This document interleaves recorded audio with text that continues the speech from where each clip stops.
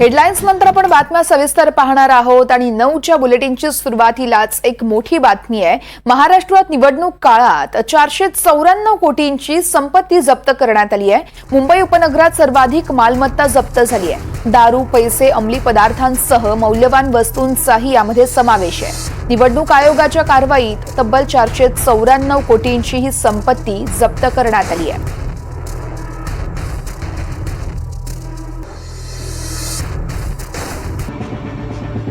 तर राज्यात 494 कोटींचा मुद्देमाल जप्त करण्यात आला आहे। सर्वाधिक रोकड जप्त झालेले 5 जिल्हे आहेत मुंबई उपनगर, मुंबई शहर, नागपूर, पुणे आणि मुंबई शहर।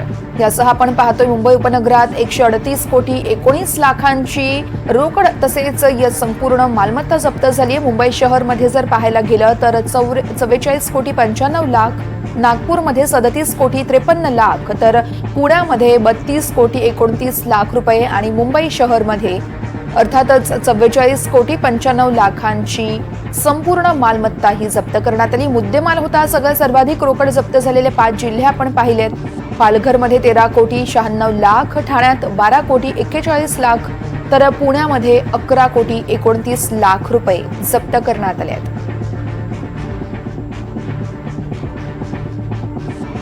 सर्वाधिक दारू जप्तीचे जिल्हे आपण पाहतोय। पुण्यात 5 कोटी 17 लाख रुपये, नांदेडमध्ये 3 कोटी 22 लाख, अहमदनगरमध्ये 3 कोटी 4 लाख, तर वर्ध्यात 2 कोटी 96 लाख, नाशिकमध्ये 2 कोटी 55 लाखांची दारू जप्त झाली आहे।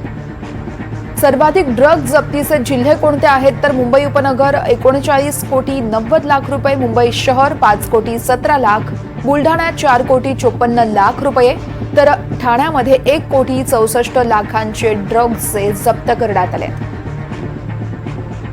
सर्वाधिक मौल्यवान वस्तू जप्तीचे जिल्हे आपण पाहतोय। मुंबई उपनगरमध्ये 84 कोटी 16 लाख रुपये, अहमदनगरमध्ये 23 कोटी 61 लाख, तर तिकडे नागपूरमध्ये 13 कोटी 82 लाख, औरंगाबादमध्ये 9 कोटी 24 लाख आणि पुण्यामध्ये 8 कोटी 63 लाख रुपयांचे मौल्यवान वस्तूचे हे सगळे दागिने जप्त करण्यात आले। फुकट वाटप वस्तूंची जप्ती रायगडमध्ये 13 कोटी 6 लाखांची झाली आहे, ठाण्यात 6 कोटी 89 लाख, तर पुण्यामध्ये 6 कोटी 60 लाख रुपये।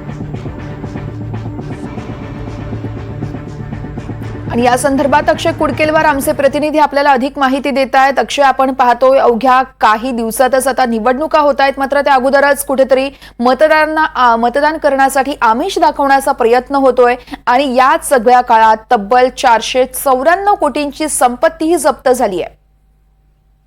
वर्ष आपण जर बघितलं तर निवडणूक काळामध्ये मतदारांना वेगवेगळ्या प्रकारचे प्रलोभन आमिष दाखवली जातात। त्यामध्ये पैसा, मौल्यवान वस्तू, दारू आणि अंमली पदार्थ या प्रमुख 4 गोष्टींचा आमिष या मतदारांना दाखवलं जातं आणि यासाठीच निवडणूक आयोगाची ज्यावेळी आचारसंहिता लागू होते त्यावेळी निवडणूक आयोगाच्या माध्यमातून ठिकठिकाणी बंदोबस्त लावून जप्तीची कारवाई आणि या सगळ्या संदर्भात तपासण्या केल्या जातात। या तपासणीत आपण जर बघितलं तर हा सगळा मुद्देमाल, मग त्यामध्ये रोकड असेल, त्यासोबतच दागिने असेल, सोने चांदी असेल किंवा अंमली पदार्थ आणि दारू असेल, याचा सगळ्यांचा समावेश जर पकडला तर 494 कोटी रुपये एकूण मालमत्ता ताब्यात घेण्यात आलेली आहे आणि हा अत्यंत मोठा आकडा मानला जातो।